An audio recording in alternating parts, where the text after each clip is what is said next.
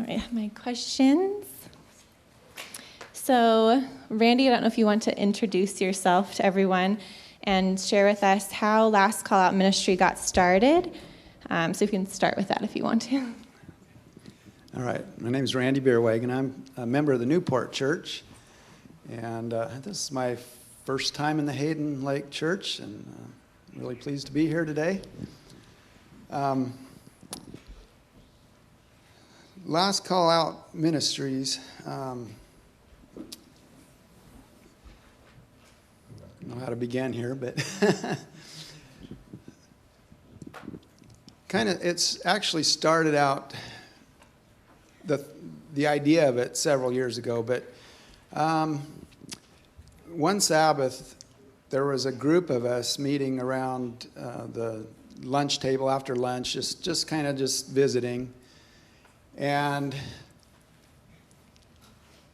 the talk turned into, some spiritual things about, how we're always talking about doing something. We believe the Lord is coming soon.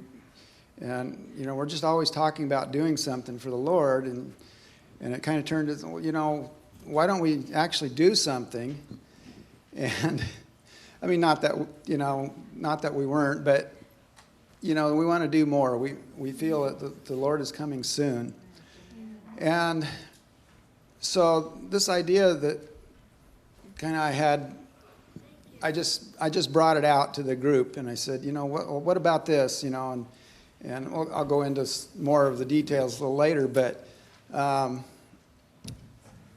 they said, it just kind of shocked me. He said, well, yeah, let's do it. And it was just, and right there on the spot, one person said, I'll set up a website. Somebody else was going to start the nonprofit status so we could become a ministry. And we just decided right there on the spot just to go forward. It was an idea that that whole group kind of liked. It was just kind of in line with their thoughts. And it's interesting, about maybe 5 minutes after we made this decision to go forward with this ministry, somebody motioned from the hallway for one of us to come out there, and one of our elders went out there, and pretty soon he motioned me out. And there's this lady out there, and at first I thought, we always get people that come into our church that are looking they need help, maybe with their light bill or their rent, or, somebody from the community. And that was my first thought. There's this lady there that we'd never seen before, but we went out there, and she handed us a check, and she said, I was told you needed this. And I look at the check, and my mouth just about hit the floor. It was for $5,000. And this lady wasn't a Seventh-day Adventist. We'd never seen her before. She was just new into the area. And I said, well, who told you that we needed this? And she pointed up, and she said, you need to ask. And then she left. And I go, whoa. So we came back to the group and told them what just happened. And we immediately got down on our knees and thanked the Lord. This was a real sign that, it was after we decided to go forward. It was, we actually stepped forward, and the Lord opened the door. And so that's basically where this started. So we ask the next question. So was there a need that you saw that you were trying to meet, or that was your desire to meet? Yes. Part of this story about how this started kind of went back several years before this. And in fact, when this group met, we had the name and everything. It was all there, because several years before I was kind of impressed with, I don't know how it came about, but this name, Last Call Out, was just impressed on my mind. It's like just driving down the road, and this came to me, and I don't know what I was thinking at the time, but you don't want to go a lot by impressions, but this was really impressed on my mind. And I'm thinking, okay, Lord, what do you want? And he didn't really give me a specific answer at the time, but, I was thinking, last call out. The people in our country need to hear the last call, the message. Amen. We have the three angels' messages, and we have the last call, which is made, by the angel in Revelation 18, when he gives power to the third angel's message, three angels. And so my first thought was, well, I don't know, maybe I've had a burden for the people in our community, and even when I'm driving in, like down in Spokane or something, all the cars, all the people, I'm thinking, how many of these people know Jesus?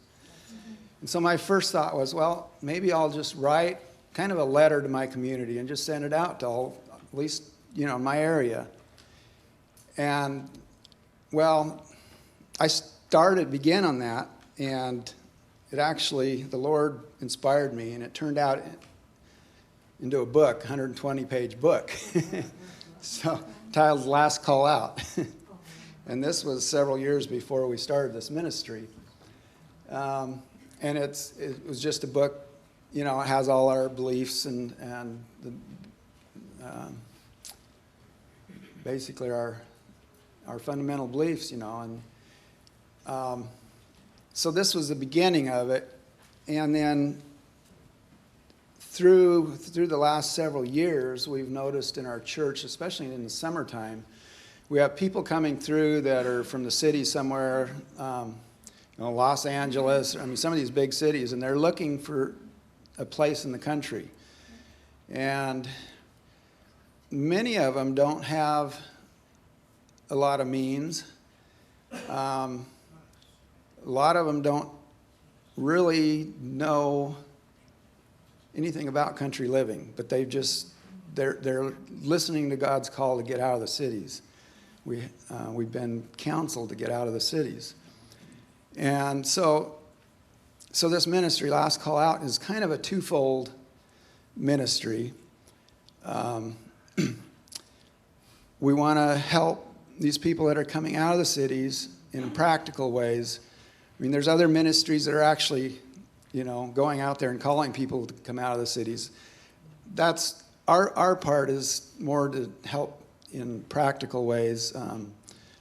We want to do some practical country living seminars, training. We want to actually help people, and you'll learn how we're trying to do that in a little bit, I think, how to actually get on their own land, their own property. The other portion is, the cities, and Ellen White talks about working not just foreign lands, but our own cities in America. And she says we need to do that not by living in the cities, but from outposts and going into the cities and working in the cities. And so we want to help facilitate that. I'm a general contractor, a builder, and so I've got some skills in that respect. So one of the needs that we've seen and heard about a lot is, like, for Bible workers, they have a real hard time sometimes getting housing. It just, either rent's too high and they can't afford, on the stipend they get, they can't afford rent. And there's just not a lot of places available. So we want to be able to help facilitate that. And I think we'll talk a little bit more about how we're doing that in a little bit. But those are the two of the main needs that we see that we want to be able to meet. So I want to switch gears and ask the Finlayson family, because they got to experience part of the practical side of Last Call Out Ministries. I don't know how long ago that was, but I'll let them share about it. So how did your family hear of Last Call Out, and what was your experience or participation with the ministry? I want anyone out there to raise their hand if you've had your Red Sea experience. Anybody out there? Well, we have certainly had more than one Red Sea experience. And in fact, some of you in the audience have shared with us our Red Sea experience. Well, being husband and father and having moved from Southern California, I was very concerned about finding our country property. We hadn't found it yet.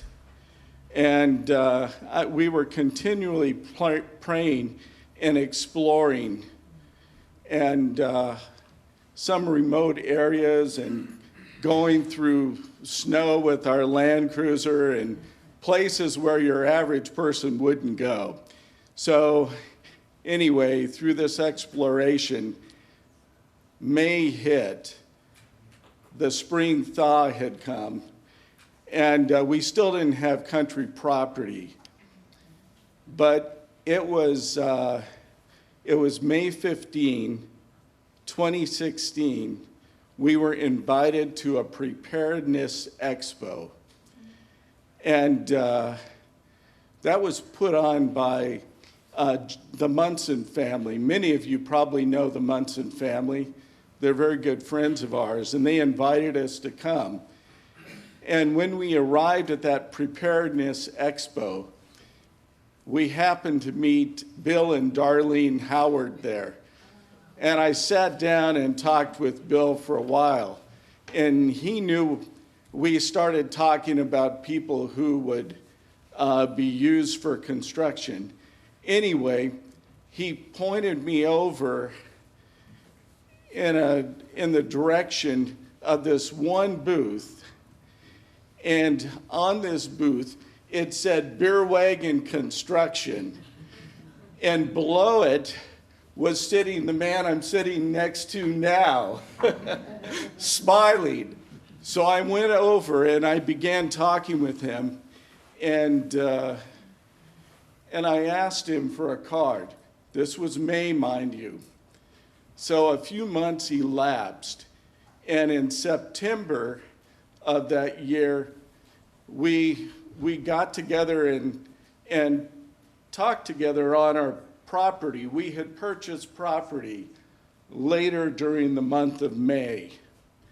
And we found what God directed us to find, a place with water and wood and remoteness. And I'm going to throw this in. When we go outside, whether at night or during the day, I hear this, not audibly, but through my mind, the voice speaks, "Be still and know that I am God." So in September, Randy and I and the family, we met. We didn't have a structure yet, but we had land that we had worked to clear. We had put in a road, and lots of preparations went in at that point in time. And Randy was in the process of, when we agreed to have him come, he said to us at the end of our talk that evening, he says, he says, you might not know it, but I have a ministry. And I said, what's that? He said, Last Call Out Ministries. And he said, we'll help you build your house. And it was very similar to how Maranatha works in building churches. It's amazing. So anyway, that's September, and we continued to dialogue. And by the way, that October was the wettest October in history. And we still hadn't built anything yet. Randy was busy with all his other projects. And the boys and I, we even out in the rain, it was pouring at nighttime. We were out there pouring these pillars, these cement pillars, so that we could put our house on it. And Randy came out and saw it one night, and he said, you know, we've got to take this one down. This one can't stay. It was crooked. It didn't look the way it was supposed to. So anyway, this is October. Finally, the beginning of November was when we began building our home. And the thing about Randy, his reputation preceded him, because what came with that reputation was he was the guy that would build high and low and where nobody else would go. I was going to ask if you guys, or maybe the boys want to explain it, what it was like when you guys, the volunteers came out and all the process of the building day or days. I'm not sure how long it took to put it up, the structure. I think it took about 2.5 weeks or 3 weeks, pretty close to that, I think. Yeah, it was about 2 weeks, 2 Sundays pretty much, and then a few days in between. But it was kind of overwhelming. You know, there were a lot of people that showed up, probably about 50 people on the first day. Yeah. But I think we had 30 people on a daily basis. Even during the week, we had about 30 people come out.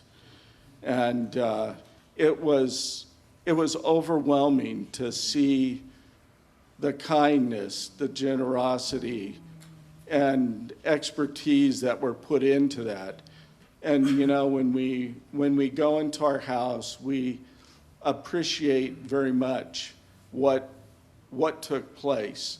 And you know, as Randy was saying, it's like a lot of people coming out of the cities. Coming from California, I'm going to say we nearly lost our shirt with our house. But you know, when you have God in charge of everything, you come out on top, and we're very grateful for Randy and the ministry he is about. I wish we had more time to talk about all that's going on, and I want to give Randy time to talk about his current project. And be sure to put your email on the clipboard that's going around so you'll be able to learn more about what Randy does with Last Call Out and their team, their ministry, by doing that. So we have some pictures, and if you want to talk a little bit about your current project. Okay, currently, you can see on the screen here, we have a artist's conception of a tiny house. And we've actually built that. It's not totally finished inside, but it looks real close. I don't know if you got pictures of that, but I'm not sure. Can you change the next slide, or how does it go? It's not progressing so forward. we're again doing this with volunteer help, and you know, it's not Randy. It's it's everybody So there's the coming around to help. You know, and this ministry can't happen by just one person. It's impossible, but we've had a lot of help, and so yeah, all ages, from little kids to people in their 80s, and it's been real great, real good. Here's a couple of kids working on finishing the tongue and groove for the inside of this tiny house. This tiny house is what we want to do is make some portable homes that can be moved, you know, they can be used for churches, for their Bible workers or other ministries that are needing Bible workers, medical missionaries, so they can have these to live in, or again, for people that are moving out that need a temporary place while they're building or while they're looking for something. So we want to make these available. We'd like to make this as self-supporting as possible, although to begin with, it's definitely taken a lot of sacrifice by a lot of people to do this. So we would, what we plan on doing, like this is our first little tiny house, and so we plan on probably selling this one just so we can fund a couple of more, and eventually we can build up and have some of our own that can be used for helping people. We're doing this actually behind the headquarters of White Horse Media in Priest River right now. That's where it's sitting. And so we just want to be able to do these and make them available for people that need them. Some of the things that we want to do in the future,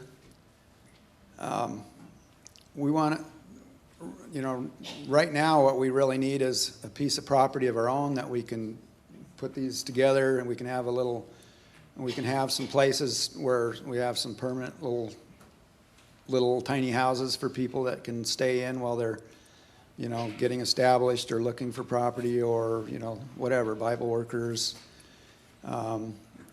a training center, just kind of a multi-purpose property. And so that's one of our probably first things in the future that we want to look at.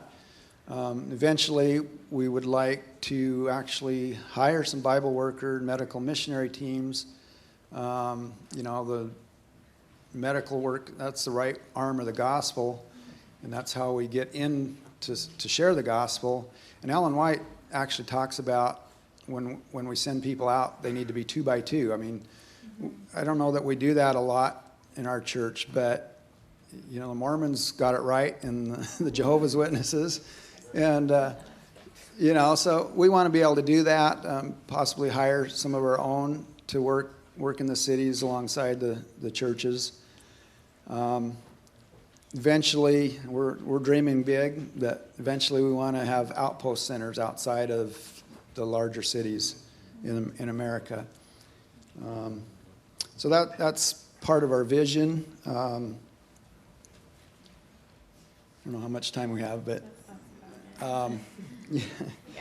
so we have a website, lastcallout.org, if you want to go on there and get some more information. I'm going to have the deacon pass out. Okay, and we also have Facebook, so you can see us on Facebook. So anyway, I appreciate you letting us share this morning, and just want to wish everybody a happy Sabbath.